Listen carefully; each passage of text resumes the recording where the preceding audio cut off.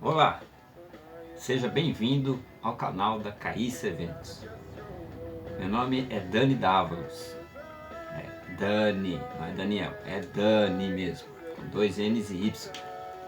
Eu sou árbitro de xadrez, sou organizador de eventos, sou atualmente o presidente do Clube Capablanca de Xadrez na cidade de Campo Grande, Mato Grosso do Sul. E antes de mais nada e por cima de tudo, eu sou um apaixonado pelo xadrez. É isso que me motivou a fazer este vídeo e a criar este canal. Aliás, o intuito deste canal é falar sobre organização, falar sobre os eventos de xadrez, a parte teórica, a parte de regras, a parte das leis e também do básico, desde o começo. Não posso falar sobre xadrez avançado, porque eu não sou um jogador assim campeão, sou um capivara, mas a intenção, o que é? Tirar um pouco da seriedade das leis e colocar ela de uma forma mais acessível. É dirigido principalmente aos enxadristas, mas toda pessoa que tiver interesse no assunto. Então, falar sobre regras, sobre as leis, sobre a organização de eventos de xadrez e também ensinar xadrez a quem não sabe ainda. Esse é o intuito do canal, ok? Este vídeo em específico é o primeiro vídeo e então o assunto, o tema escolhido foi as alterações nas leis do xadrez que entram em vigor agora, dia 1º de julho. Então vamos falar sobre isso, ok? Para começar, não sou melhor que ninguém. Humildemente venho aqui colocar a minha colaboração e o meu ponto de vista sobre os assuntos, sobre os temas e passar um pouco da minha experiência ao longo aí de 16, 17 anos que eu trabalho com xadrez. Peço desde já que você me ajude, inscreva-se no canal, deixe seu like e também seus comentários. Me ajude aí a fazer novos vídeos, deixe aí o tema que você prefere, que você gostaria de ter mais esclarecimentos, porque a ideia é deixar tudo mais fácil de entender, né? As regras são maçantes, se você ver, as leis são maçantes, mas a gente pode deixar isso de uma forma mais dinâmica ou de mais fácil compreensão, essa é a ideia. Pretendo publicar, pelo menos no começo agora, toda semana, toda quinta-feira, um vídeo novo, ok? Antes de começar, explicar a sistemática do vídeo. Eu vou ler as leis do xadrez, do jeito, com as regras modificadas, do jeito que você vai encontrar na internet. E aí eu vou tentar fazer um comentário a respeito, para que possa ficar mais fácil para você entender, ok? Vamos lá? Leis do xadrez que mudam agora em julho de 2017. Essas alterações nas leis do xadrez foram aprovadas no Congresso da FIDE, no último congresso, realizado em Baku, Azerbaijão. Entram em vigor 1º de julho, daqui a pouco já, e vai até dia 30 de junho de 2021. Resumidamente, vou tentar ler para você os artigos. Você vai ver que tem os números com os pontos, né? Mas a ideia principal dos artigos, ok? O artigo 4.2.1, por exemplo. Apenas o jogador que tem a vez de jogar pode ajustar uma ou mais peças em suas casas, desde que antes manifeste sua intenção. Por exemplo, dizendo eu arrumo, eu ajusto. O 4.2.2. Qualquer outro contato físico com a peça, exceto no caso de contato claramente acidental, deve ser considerado como intencional. Muito bem. Esses dois artigos deixam mais específico, deixam mais claro a situação e a palavra-chave. Claramente acidental. Então, numa situação hipotética, estou jogando, quero arrumar minhas peças. E atenção, muita atenção, por quê?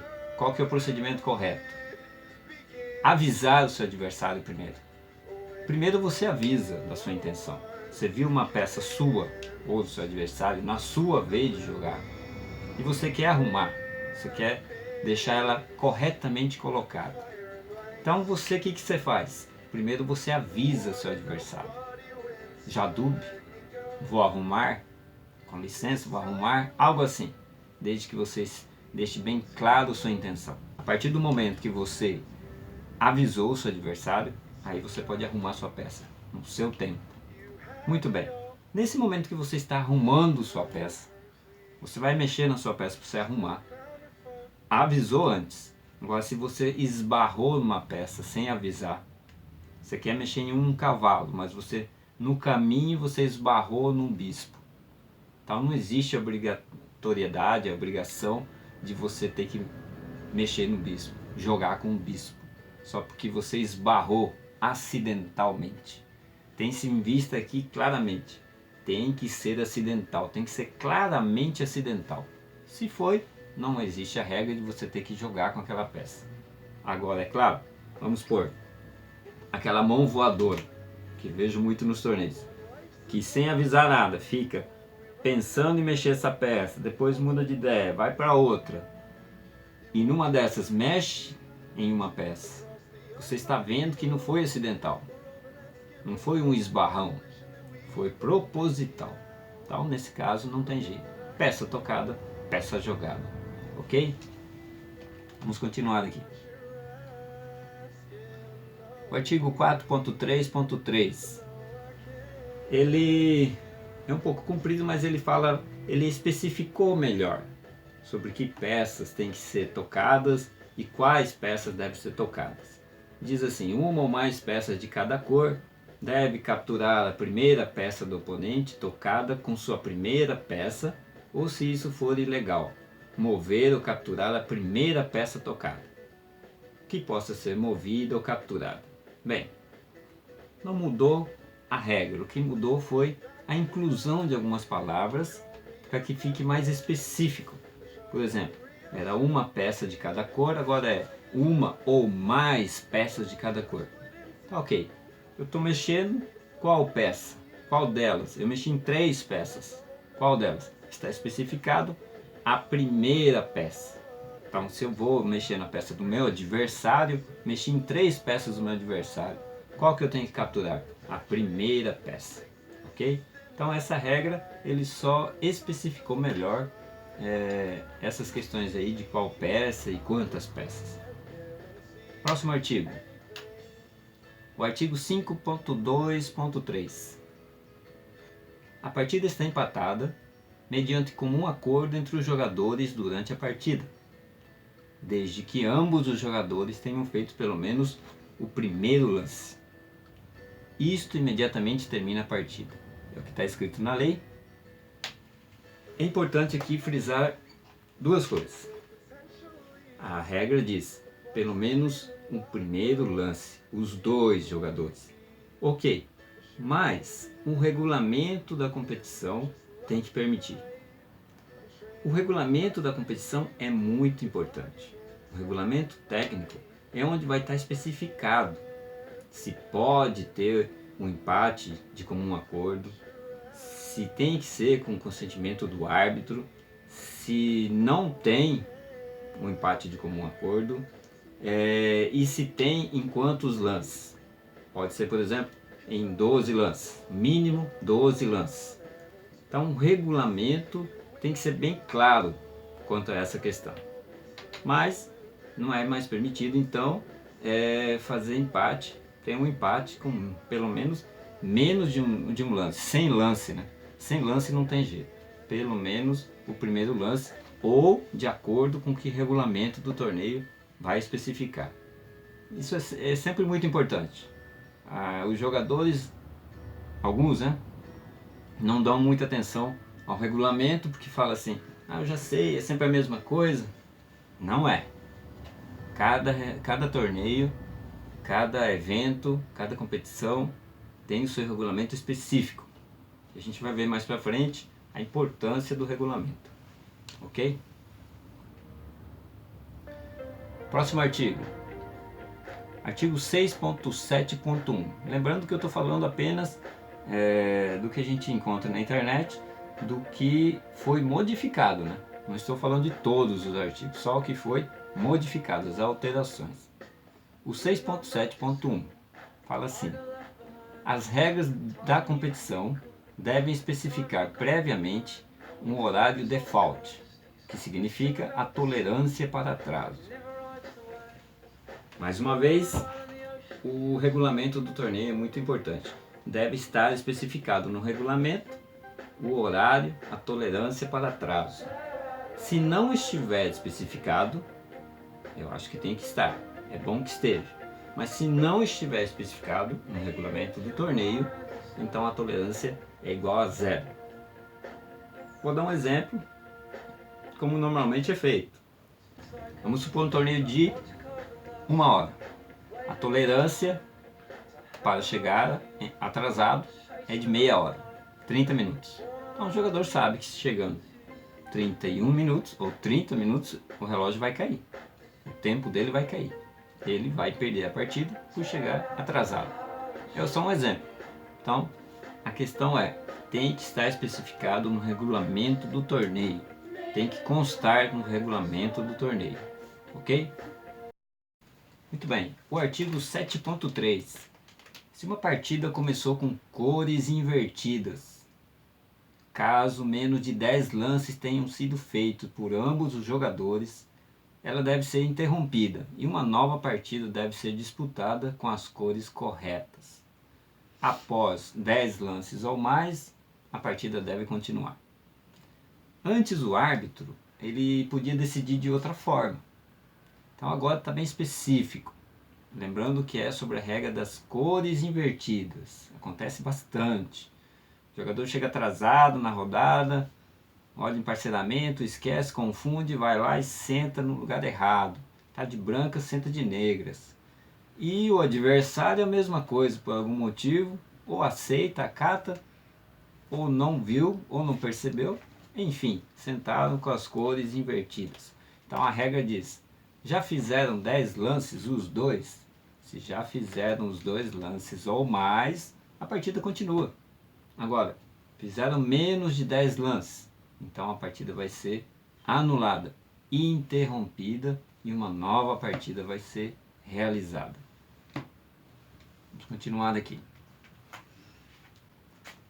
O artigo 7.5.1.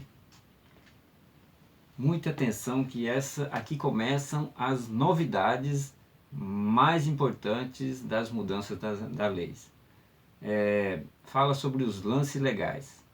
A gente já sabe os lances legais, agora tem mais específico, alguns outros foram incluídos. Este, por exemplo, começa falando o que? Deixa mais específico. Um lance legal está completado assim que o jogador acionar o seu relógio. Muito bem, deixamos claro então. Então agora sim, não tem mais desculpa.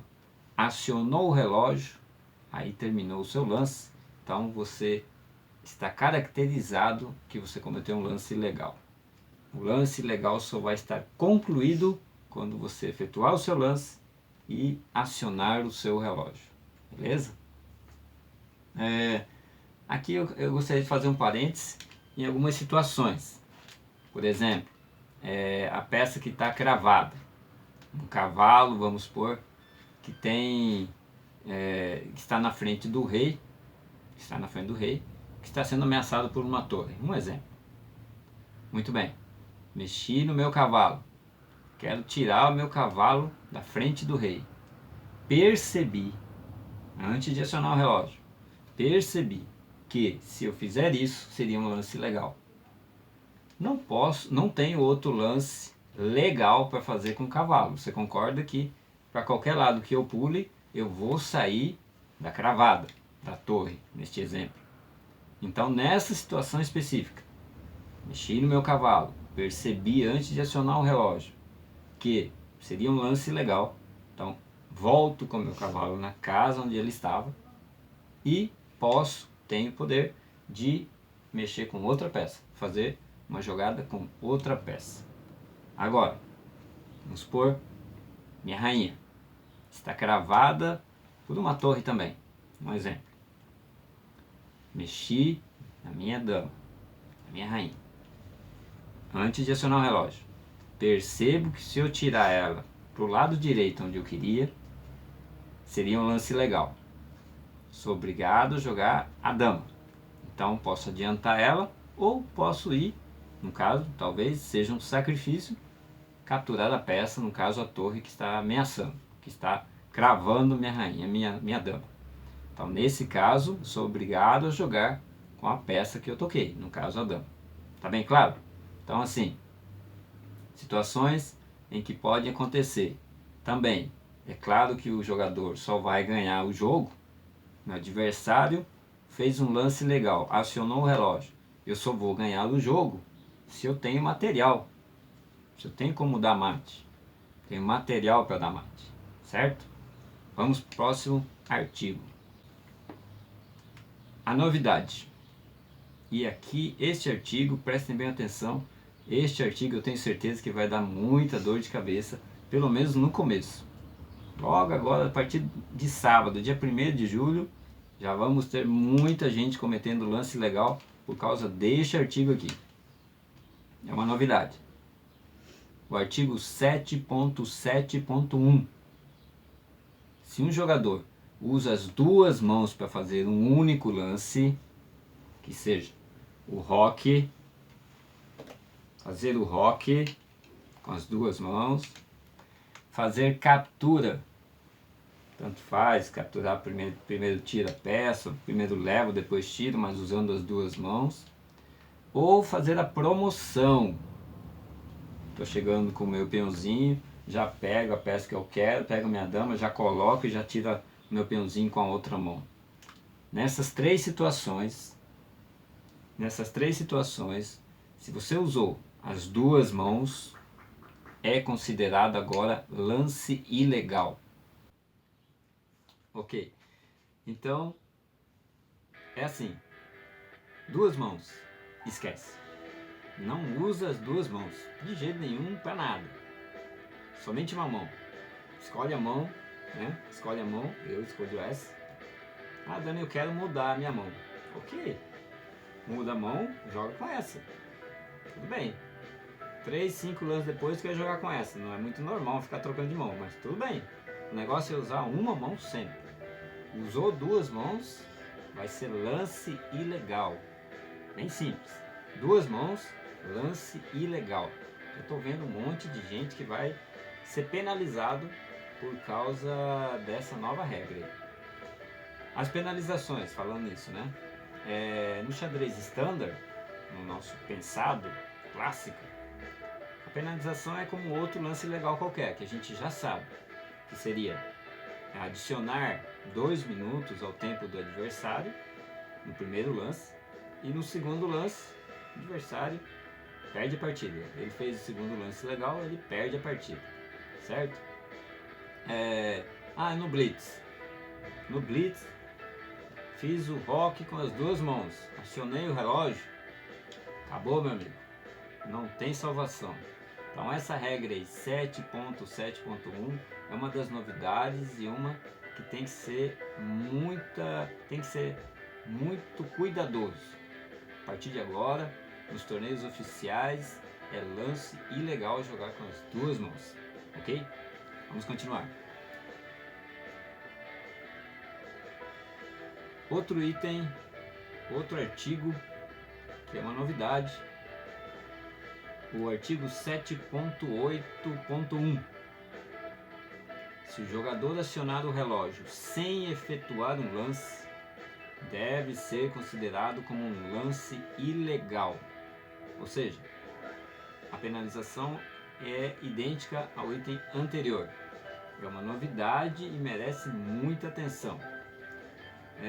Como é que pode acontecer de acionar o relógio sem efetuar um lance? Por desatenção. Eu levantei para tomar um café, acionei, né? Fiz meu lance, acionei o relógio, levantei para tomar um café. Estou lá conversando, é de 2 horas o tempo, estou lá conversando, me distraí, quando eu volto, eu vejo que o meu relógio está com o pininho levantado. Eu vejo que me dá a impressão de que eu esqueci de acionar o relógio. Aí eu já não sei se o jogador fez o lance dele ou não. Então vou lá e aciono o meu relógio. Só que eu não fiz nenhum lance. Então é lance ilegal. Essa é uma situação hipotética. Pode ser ou acontecer de outra forma também. O importante é, acionou o relógio sem efetuar um lance. Ok? Vamos ver outra situação hipotética que eu estou lembrando. Promovi. Ok? Promovi e não retirei o peãozinho, eu não fiz a troca e acionei o relógio. Não terminei o lance, não fiz o lance. Então aí também seria considerado um lance ilegal. Ok? São situações hipotéticas, mas o importante é o seguinte: faça sempre o seu lance e depois acione o seu relógio. Na dúvida, nesse caso primeiro que eu citei ali, na dúvida é melhor você perguntar ou conferir na planilha, pedir para ver a planilha, ver se o jogador já fez o lance dele, para depois você sim acionar o seu relógio. Ou fazer o lance primeiro e acionar o relógio, certo? O negócio é não acionar sem fazer lance. Vamos para o próximo artigo.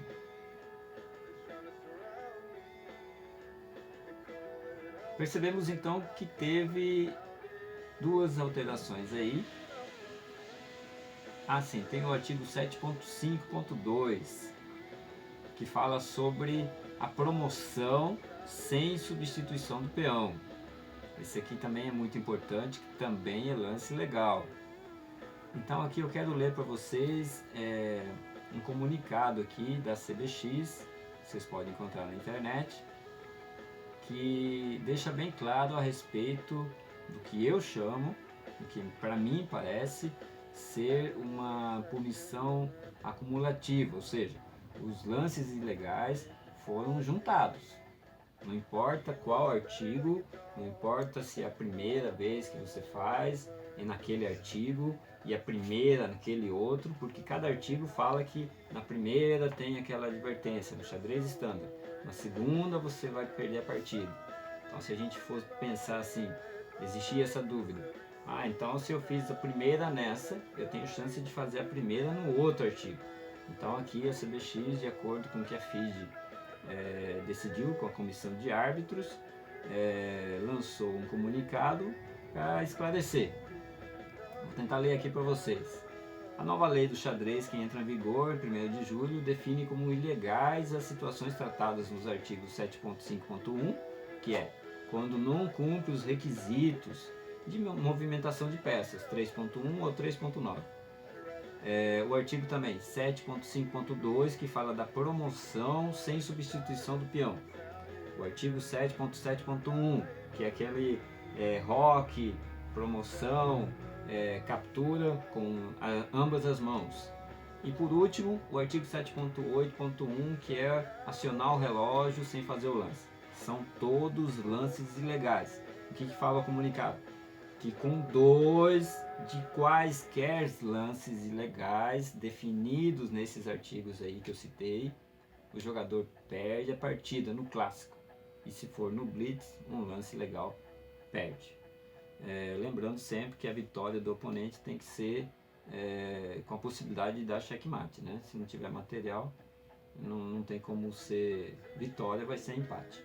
Mas enfim, fica bem claro que, para mim, isso são palavras minhas, são acumulativas. Qualquer lance legal de qualquer artigo vai somando. No standard, você faz um em um artigo, faz outro em outro artigo, são 2 lances legais, você perde a partida. Ok? Bem claro? Então, está bem claro, né? Qualquer lance legal no standard 2 vezes, perde a partida. No blitz, 1 vez, perde a partida. Beleza? Vamos continuar. Artigo 9.1.1 fala sobre o empate. O regulamento técnico de um evento pode especificar que os jogadores não podem oferecer ou concordar com o empate em menos de um determinado número de lances, ou de forma alguma sem o consentimento do árbitro. Mais uma vez, fica claro que o regulamento tem amplo poder e os jogadores precisam se acostumar a ler os regulamentos. Isso é uma reclamação como árbitro. Eu vejo que muita gente, muito jogador, não lê o regulamento do torneio. Aí chega na hora, chega no torneio, ele não sabe. Ele perde a razão porque ele não conhece, ele desconhece o que estava escrito no regulamento. E a partir do momento que você faz inscrição no torneio, você está concordando com o que diz no regulamento, mas você nem leu o regulamento. Então você perde a sua razão e perde também alguns direitos. Você poderia ter reclamado sobre tal coisa, mas você não sabe que você tem esse direito. Então, assim, mais uma vez eu, como árbitro, gostaria de deixar esse pedido: leiam os regulamentos dos torneios que vocês vão participar. É muito importante. Continuando aqui no artigo 10.2, fala sobre os pontos das partidas. O valor total de qualquer partida não pode exceder ao score máximo normalmente atribuído àquela partida, por exemplo, 1 ponto. O score dado a um determinado jogador deve ser aquele normalmente associado com a partida. Muito bem, normalmente é 1 ponto para vitória, meio para empate e 0 para derrota. Então não pode exceder, né? E resultados esdrúxulos, usando, sei lá, 1/4, 2/4, 3/4, essas coisas. O que não pode é passar, exceder o score máximo atribuído. Ah, tá bom, mas por acaso eu estou fazendo um torneio em que a pontuação é no sistema 3, 1, 0. Tudo bem, então é 3, o máximo é 3, certo? Não vai ter um resultado 3/3, não tem como. Então, fala sobre isso. Continuando, artigo 11.3, artigo 11.2.4, fala sobre a necessidade de avisar ao árbitro se você vai sair da sala de jogo. O regulamento de um evento pode especificar que o oponente de um jogador que tenha vez de jogar deve se reportar ao árbitro quando necessite sair da sala de jogo. Ok, então a necessidade existe. Fiz meu lance, acionei meu relógio, quero sair da sala de jogo. Atenção, que tem um ambiente de jogo e tem a sala de jogo, certo?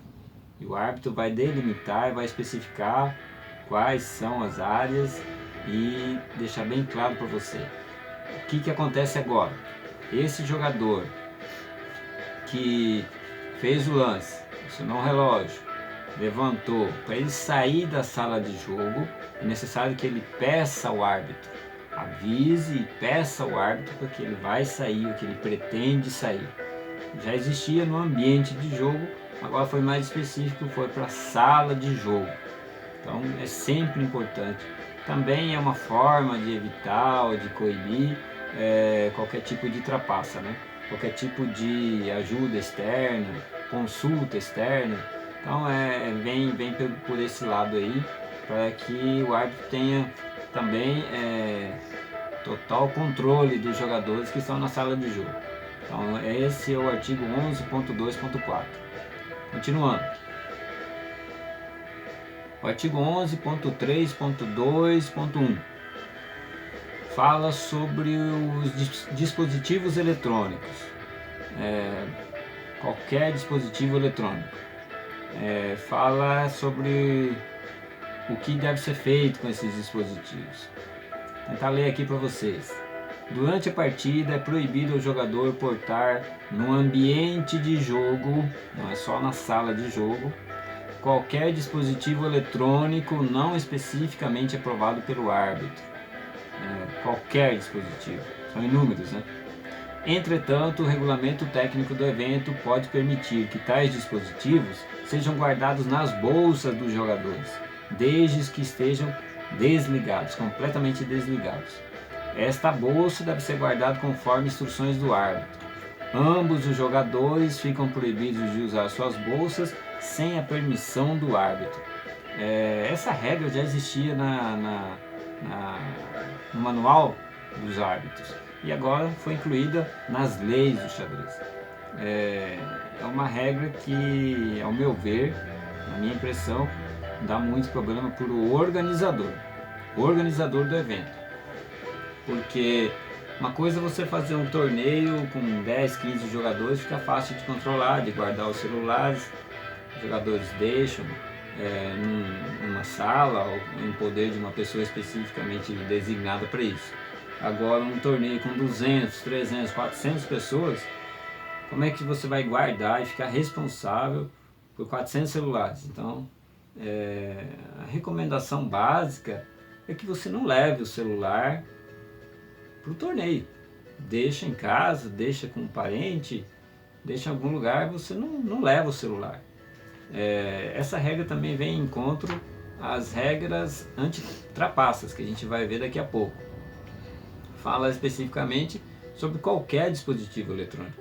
Hoje em dia, ponto, óculos, tudo pode ser eletrônico, tudo pode ajudar o jogador que tem má intenção, que quer trapacear de alguma forma. Então, assim, por mais que fale que o regulamento pode especificar, pode ficar na bolsa, desligado, mas pode ficar. Aí o árbitro tem que ficar cuidando se ele está mexendo na bolsa. Então, eu acho que é mais problemas para o organizador.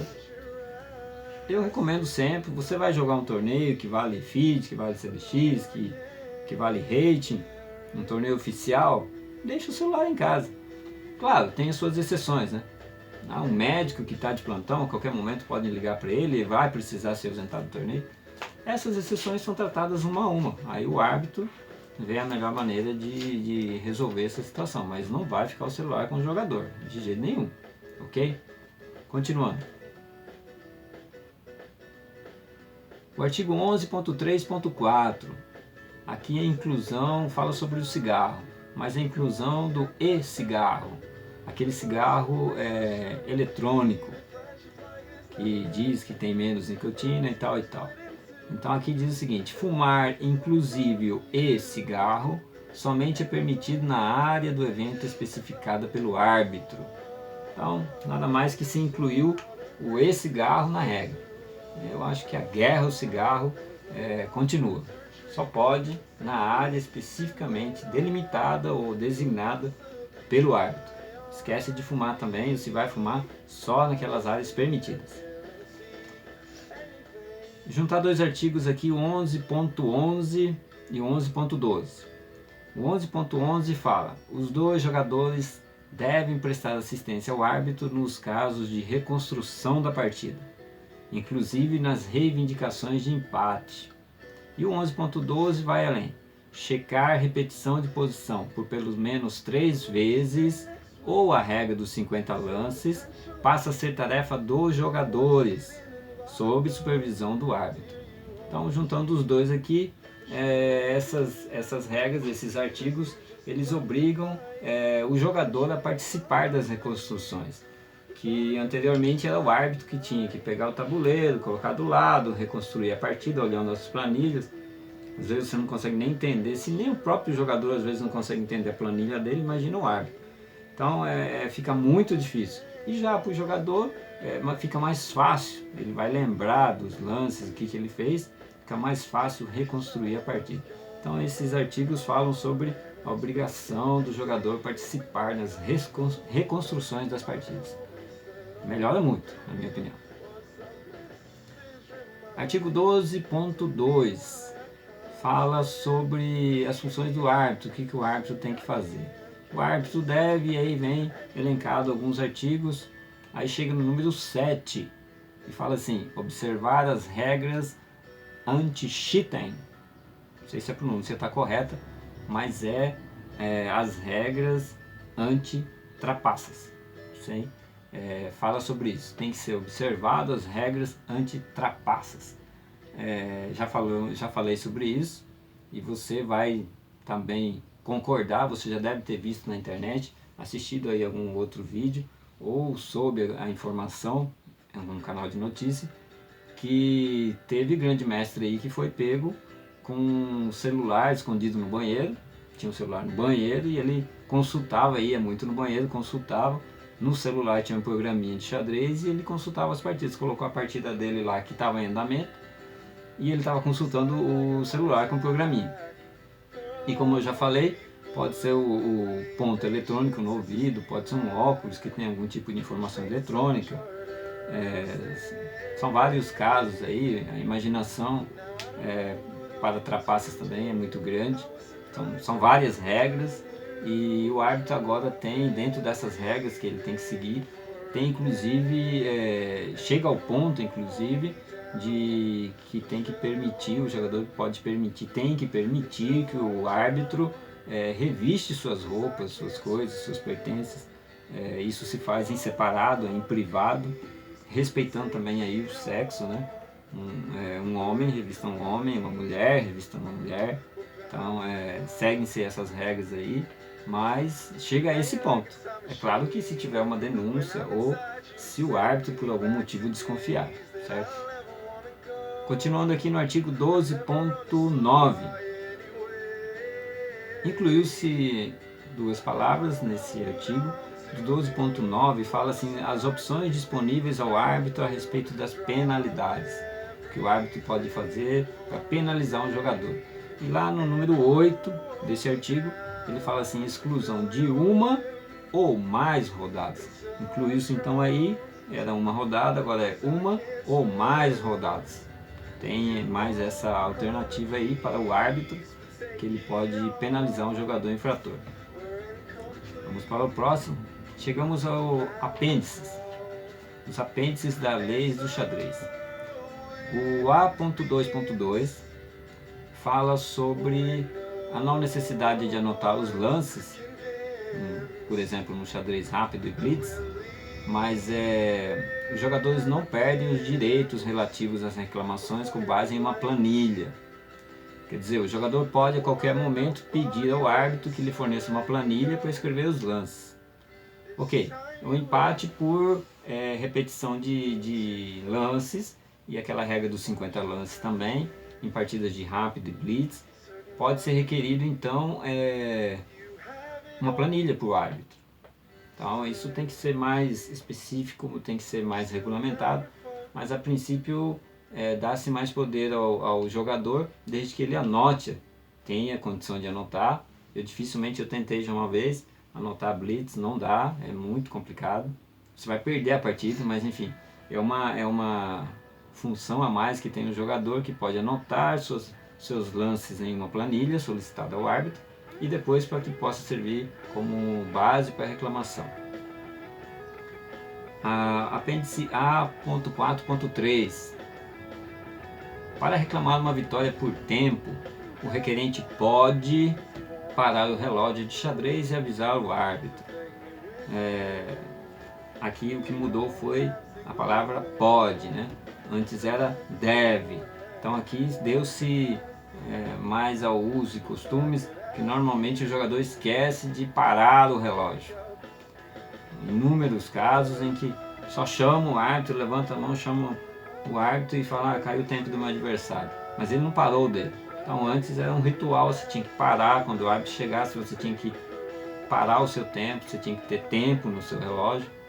Então assim, é uma recomendação que eu daria, de qualquer forma, pare o relógio, porque se os dois estão com um tempo escasso, menos de 1 minuto, e nessa de você, apesar que você viu, mas se for uma fração de segundo que você viu que caiu do seu adversário, e logo depois, uma fração de segundo depois, cai o seu também, como é que fica?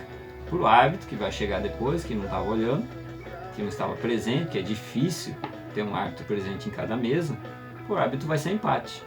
Caiu os dois ao mesmo tempo, ou com uma diferença mínima aí de tempo. Então, qual que é a minha recomendação?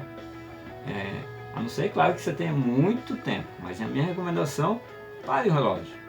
Caiu o tempo do seu adversário, acione o seu. Acione o seu, avise ele, tal, se ele não viu. Acione o seu, quer dizer, deixa o seu acionado para que o seu não continue correndo. E aí sim chama o árbitro. A não ser que você tenha, por exemplo, 5 minutos e seu adversário caiu o tempo dele. Aí tudo bem, dá tempo do árbitro chegar. Mas, enfim, essa é a recomendação que eu daria. Agora ficou assim que o jogador pode parar o relógio. não é mais obrigação de parar o relógio. Continuando aqui no A.4.5,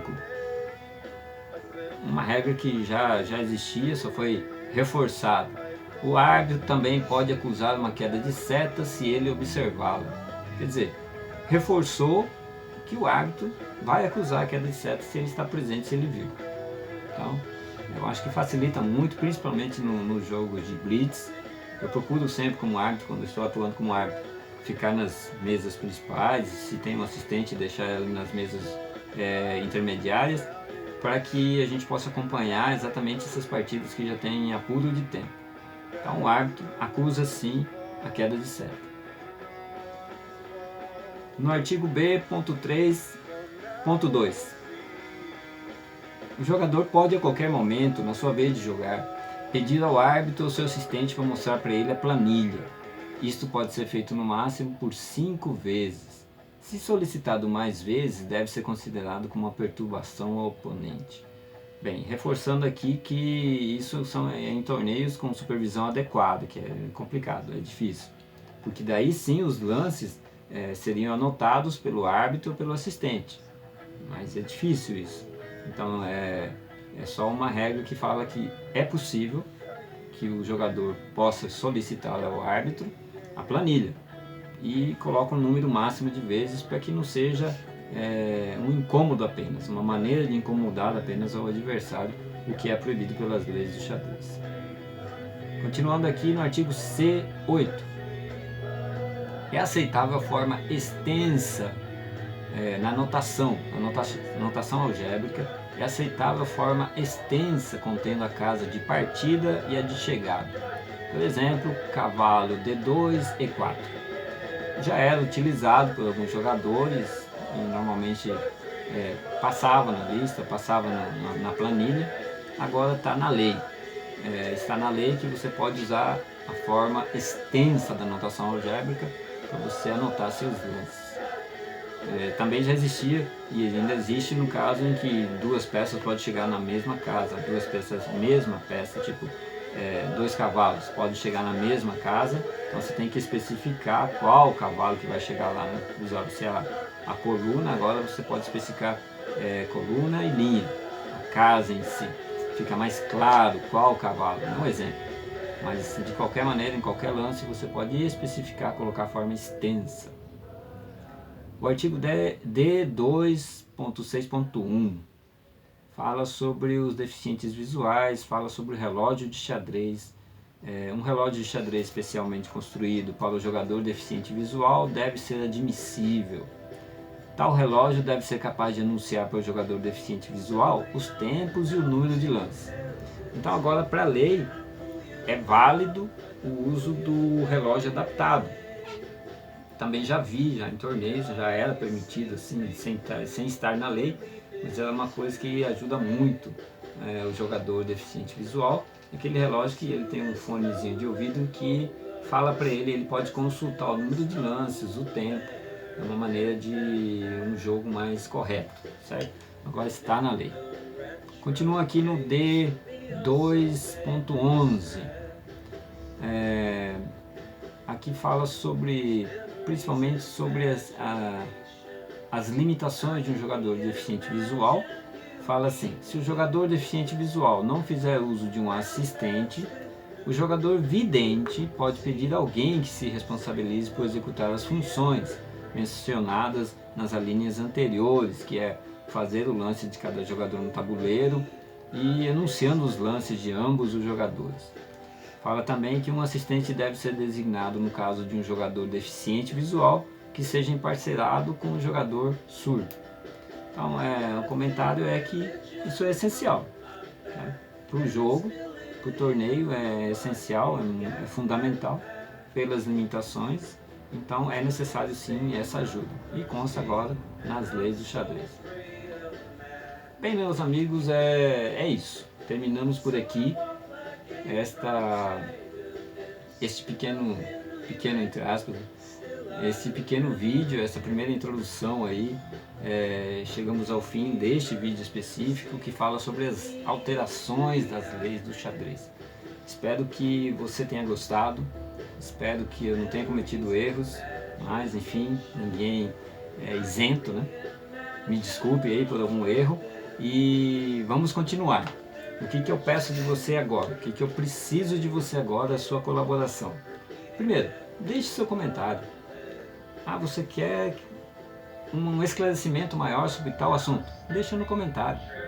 Você tem uma dúvida? Eu vou deixar nos comentários também, no comentário não, na descrição, vou deixar para você uma maneira de contato que você pode ter comigo, ou pelo WhatsApp, ou pelo e-mail, alguma dúvida, alguma coisa que eu possa ajudar, e deixe sua colaboração, dê o seu like, curta aí o vídeo, compartilhe com seus amigos, na sua rede de amigos, no seu grupo de WhatsApp, me ajude aí a continuar com esse trabalho. Espero realmente que tenha sido útil, espero que você, enxadrista, tenha conseguido captar as principais mudanças, as principais alterações e possa jogar mais tranquilo a partir do dia 1º de julho. Muito obrigado e até a próxima.